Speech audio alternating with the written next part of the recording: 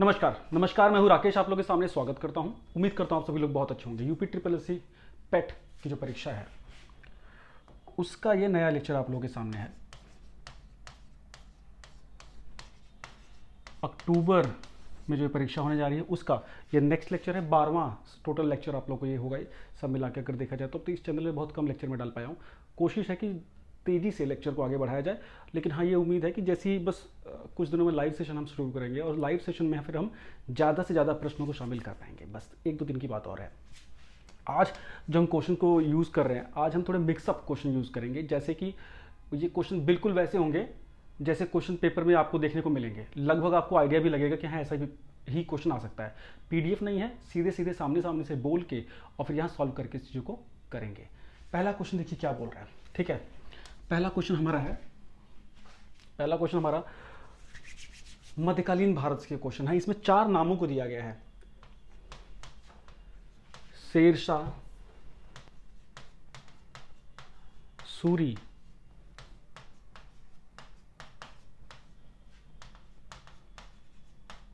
अलाउद्दीन खिलजी और अकबर और इल्तुतमिश। ये 4 नाम दिए गए हैं। आपको इनका कालक्रम सेट करना है, इनका क्रोनोलॉजिकल ऑर्डर लगाना है कि किस समय में कौन था, कौन पहले था, कौन बाद में आया। इसमें अगर आप ध्यान देंगे तो 2 जो नाम आपको दिख रहे हैं ये सल्तनत काल के हैं, है ना। जब भारत में सल्तनत काल की स्थापना हुई थी उसके बाद एक सूर्यवंश का नाम है और एक मुगल वंश का नाम है, ठीक है। शेरशाह सूरी जो 1540 में जो उन्होंने बिलग्राम का युद्ध हराया हुमायूं की, उसके बाद सूर्यवंश की स्थापना की, तो 1540 के आसपास ये शासक बने थे, बादशाह बने थे भारत के एक प्रकार से। अलाउद्दीन खिलजी 1296 में 1296 एडी में ये शासक बने, 1296 से 1316 के आसपास तक, ठीक है। 20 साल के आसपास का रूल था इनका। अकबर 1555 के आसपास रूल करना शुरू किया। इल्तुतमिश 1208 ऐबक के मरने के बाद इन्होंने रूल शुरू किया। अब लगा दो, तो सबसे पहले हो गए इल्तुतमिश, उसके बाद हो गए खिलजी, उसके बाद हो गए शेरशाह सूरी और लास्ट में हो गए अकबर। तो ये क्रोनोलॉजिकल ऑर्डर आपको थोड़ा सा आइडिया होना चाहिए। जो फेमस रूलर्स हैं उनका तो आइडिया आपको होना चाहिए, ठीक है। चलिए नेक्स्ट क्वेश्चन क्या बोल रहा है। नेक्स्ट क्वेश्चन बोल रहा है कि निम्नलिखित में से कौन से संत शिवाजी के समकालीन थे। शिवाजी के कंटेम्प्रेरी टाइम पे कौन से संत थे, ठीक है। ऑप्शन है तुकाराम, चैतन्य महादेव, नामदेव, चैतन्य महाप्रभु, नामदेव या शंकराचार्य। तो इसका क्या आंसर होगा? ऑप्शन फिर बोल रहा हूं मैं आपको, तुकाराम, चैतन्य, नामदेव या शंकराचार्य। तो आंसर होगा नामदेव। नामदेव इनके कंटेम्प्रेरी थे, इनके समकालीन थे। किसके? शिवाजी के, ठीक है जी। चलने दो, ठीक। एक और क्वेश्चन आपको शूट कर रहा हूं आपके ऊपर कि शिवाजी के गुरु कौन थे, ये मुझे बताइएगा कमेंट बॉक्स में। नेक्स्ट क्वेश्चन क्या बोल रहा है? बहुत बेसिक सा इजी क्वेश्चन है, 2 सेकंड में आंसर आएगा। बंगाल के फर्स्ट गवर्नर जनरल कौन थे? बंगाल के पहले गवर्नर जनरल कौन थे? गवर्नर अगर बोलते तो रॉबर्ट क्लाइव हम बोल देते तड़ाक से 1764 के बाद 1765 में। लेकिन बात जब गवर्नर जनरल की हो गई तो नाम आएगा वॉरेन हेस्टिंग्स, ठीक है जी। याद रखना है, इनके ही टाइम पे एक एक्ट आया था, रेगुलेटिंग एक्ट, क्योंकि 7 साल सिचुएशन बड़ी ख़राब हो गई थी, है ना, डुअल गवर्नेंस के सिस्टम से 1765 से लेकर 1773-72 तक। उसलिए रेगुलेटिंग एक्ट आया और उसी में बताया गया कि अब बंगाल का जो गवर्नर है वो गवर्नर जनरल कहलाएगा। बिकॉज 3 प्रांत थे उस समय अंग्रेजों के पास, कंपनी के पास, बंगाल, मद्रास और बम्बई, और तीनों में गवर्नर, तीनों बराबर, कौन किसकी बात मानेगा। फिर बोला गया ऐसा है, बंगाल वाला गवर्नर अब गवर्नर जनरल होगा, तो नीचे वाले बाकी दोनों अपने आप इसके अंडर में आ जाएंगे। ये रीजन था। चलिए नेक्स्ट क्वेश्चन है, चरक संहिता किससे संबंधित है? ऑप्शन आएगा पॉलिटिक्स की किताब है, ऑप्शन आएगा अर्थव्यवस्था की किताब है, फिर एक छुपा सा ऑप्शन आएगा चिकित्सा की किताब है। किसकी किताब है? हेल्थ की, चिकित्सा की। ध्यान देना, ठीक है, done. Next question, next question आपके आके मैच द कॉलम इन्होंने दे दिया। कलिंग युद्ध, फिर दिया हुआ है शक संवत कब लागू हुआ, फिर क्या दिया हुआ है, फिर दिया हुआ है मुस्लिम युग की शुरुआत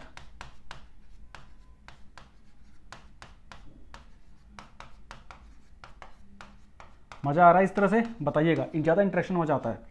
और लास्ट है औरंगजेब की मृत्यु, औरंगजेब की मृत्यु। अब इसमें क्या करेंगे ना, 3 सही दे देंगे, एक गलत। वो इन्होंने वो पूछा है कि इनमें से गलत पेयर कौन सा है। तो कलिंग युद्ध के आगे लिखा हुआ है 261 बीसी, क्या ये सही है कि गलत है? जी एकदम सही है। कलिंग युद्ध 261 बीसी में हुआ था और इसमें अकबर ने अटैक किया था कलिंग स्टेट पे और उस पर बहुत बड़े पैमाने पे मैसेकार हुआ था, लोगों की हत्या हुई थी, बहुत से लोग मारे गए थे, जान माल की हानि हुई थी। और इसी युद्ध के बाद उन्हें ग्लानि हुआ, गिल्ट हुआ कि मैंने क्या किया, और उसके बाद इन्होंने युद्ध ना करने का निर्णय लिया, है ना, जब बुद्धिस्ट की ओर वो आकर्षित हुए। ये तो करेक्ट है। शक संवत कभी लागू हुआ था, मुझे बताइए, 58 AD या 78 AD? जल्दी बताइए जी। 78 AD। कनिष्क का राज्याभिषेक था ना, कश्मीर वाले राजा जी का, तो ये भी करेक्ट है, यही इन्होंने दिया हुआ है। नेक्स्ट इन्होंने क्या दिया हुआ है, मुस्लिम युग की शुरुआत कब हुई? 622 ईस्वी में हुई, ये भी करेक्ट है लगभग। औरंगजेब की मृत्यु इन्होंने दी हुई है कितनी? 1709 में दी हुई है। यहाँ पेच फंस गया, औरंगजेब की मृत्यु 1707 में हुई थी सर, 1707 में, ध्यान देना। 1658 से 1707, ये याद रखना, 49 साल का शासन किया था औरंगजेब ने, बस याद रखना। 1707, हम लोग जब कई बार हम जब इसको पढ़ते हैं ना मुगल्स को, तो 2 हिस्सों में मुगल्स पढ़ने पड़ते हैं। एक तो डोमिनेटिंग एरा जो था वो औरंगजेब के काल तक था, 1707 तक। 1707 के बाद तो फर्जी रूलर आए ना, वो उतने जोरदार रूलर नहीं थे, तो औरंगजेब तक ही प्रभावी जो शासक थे वो मुगल रह पाए थे। नेक्स्ट क्वेश्चन, निम्नलिखित में से किसको भारत का ग्रैंड ओल्ड मैन कहा जाता है? भारत का ग्रैंड ओल्ड मैन कौन है? बेसिक क्वेश्चन है, पेपर में 100 बार तो पूछा गया है, तो कोई बड़ी बात नहीं कि 101वीं बार ही पूछ लिया जाए। भारत का ग्रैंड ओल्ड मैन किसको बोला जाता है? इसी स्तर के क्वेश्चन आएंगे, ठीक है।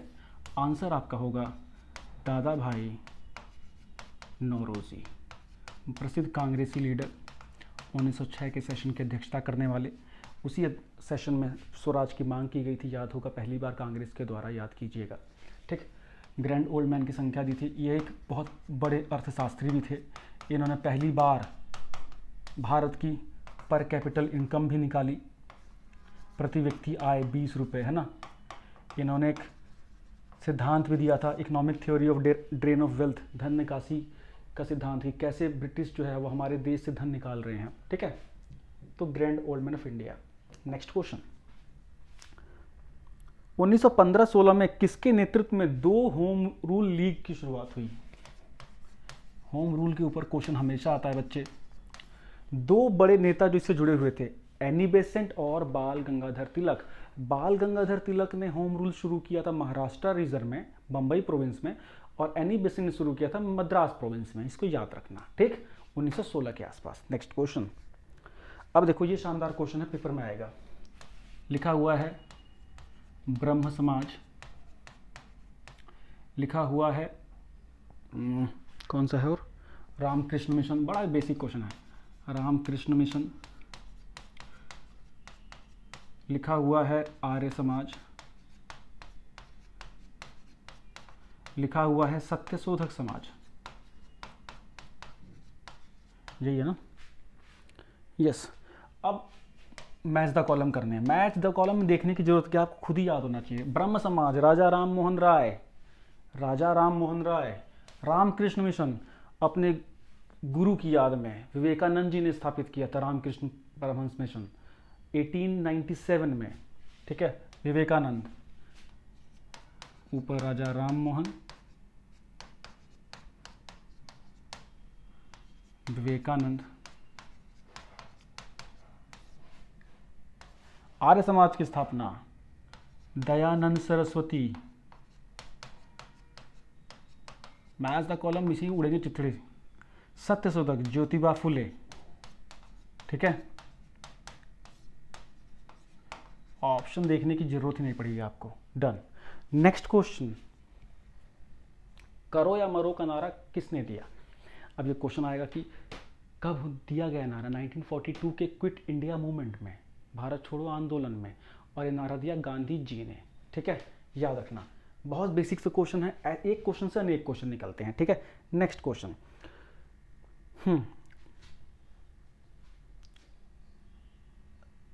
ये सलाल पन बिजली परियोजना, सलाल प्रोजेक्ट, एक बहुत फेमस प्रोजेक्ट है, ज्योग्राफी का क्वेश्चन है, किस नदी पर बना हुआ है? जल्दी बताइए। पेजेस को थोड़ा मुझे ठीक करने दीजिए प्लीज़। हाँ जी, ऑप्शन आपके आगे मैं दे रहा हूँ, झेलम, चिनाव, रावी या ब्यास। जल्दी बताइए, झेलम, चिनाव, रावी या ब्यास। आंसर है चिनाव। जी, आंसर है चिनाव। बहुत बेसिक सा क्वेश्चन है, पेपर में क्योंकि पूछा गया है। देखिए, जम्मू कश्मीर से है तो क्वेश्चन पूछा जाएगा चिनाव। चिनाव को वैसे भी याद रखना है कि सबसे ऊंचा रेल ब्रिज भी इसी पे बन रहा है। ठीक है, ऑलमोस्ट बन के रेडी हो गया है, ये भी है। चिनाव पे ही है आपकी ये सलाल परियोजना। सलाल परियोजना बोले, ठीक है, या पूरा नाम लेके बोले तो भी ठीक है, सलाल पन बिजली परियोजना, एक ही बात है। नेक्स्ट क्वेश्चन, एक जगह है राजस्थान में खेतड़ी, पूछ रहे हैं खेतड़ी किस लिए फेमस है? तो पहली बात, ये कहाँ है बच्चे? राजस्थान में। ये किस लिए फेमस है? कॉपर के माइनिंग के लिए बेटा, कॉपर, तांबा। हड़प्पा के काल से, हड़प्पन टाइम से, इंडस वैली सिविलाइजेशन के टाइम से यहाँ पे कॉपर माइनिंग होती है, इसीलिए यहाँ पे HCL कंपनी भी थी, हिंदुस्तान कॉपर लिमिटेड। ठीक है, next question, Kaziranga national park कहाँ है? कितना मस्त है, बहुत से लोग कंफ्यूज हो जाते हैं। काजीरंगा नेशनल पार्क, बहुत से लोग मध्य प्रदेश समझ लेते हैं, जी नहीं, मध्य प्रदेश में सबसे ज़्यादा नेशनल पार्क है। काजीरंगा नेशनल पार्क असम में है, गैंडा, एक सिंग वाला। ठीक है, चलो एक और बात, अभी जो 8 चीता आए हैं वो कहाँ पे हैं? कूनो नेशनल पार्क में, मध्य प्रदेश में। ध्यान देना, करंट का क्वेश्चन बन सकता है, इस परीक्षा में तो शायद नहीं आएगा। नेक्स्ट क्वेश्चन, 4 नदियाँ बोल दी हैं, कावेरी, ब्रह्मपुत्रा, गंगा और गोदावरी। कावेरी, ब्रह्मपुत्रा, गंगा और गोदावरी, और पूछा है कि इसमें से हिमालयन रिवर कौन सी हैं, जो हिमालय से निकलती हैं? तो कावेरी तो दक्षिण भारत की रिवर है, गोदावरी दक्षिण भारत की सबसे बड़ी रिवर है, ब्रह्मपुत्रा हिमालय से निकलने वाली नदी है, गंगा हिमालय से निकलने वाली नदी है। दोनों बहुत बड़ी नदियां हैं, गंगा भारत की सबसे बड़ी नदी है। ठीक है, डन। तो गंगा और ब्रह्मपुत्रा हिमालय से निकलने वाली नदी है। Done. Next question, bank rate का क्या अर्थ है? बैंक रेट का क्या मतलब है? बैंक रेट वो रेट होता है, वो दर होती है जिस पे RBI एक चार्ज वसूलता है पैसे देने का बैंकों से, है ना, कमर्शियल बैंक से, ठीक है, शेड्यूल्ड बैंक से। वो क्या कहलाता है? Bank rate. इसी में एक अगला क्वेश्चन है कि अगर अगर RBI CRR, cash reserve ratio को घटा दे, रिड्यूस कर दे, CRR को, कैश रिजर्व रेशो, तो मार्केट में क्या असर होगा? देखिए, CRR वो परसेंटेज होता है, वो वैल्यू होती है जितना जो पैसा इतना पैसा आपको RBI में रखना पड़ेगा बैंकों को।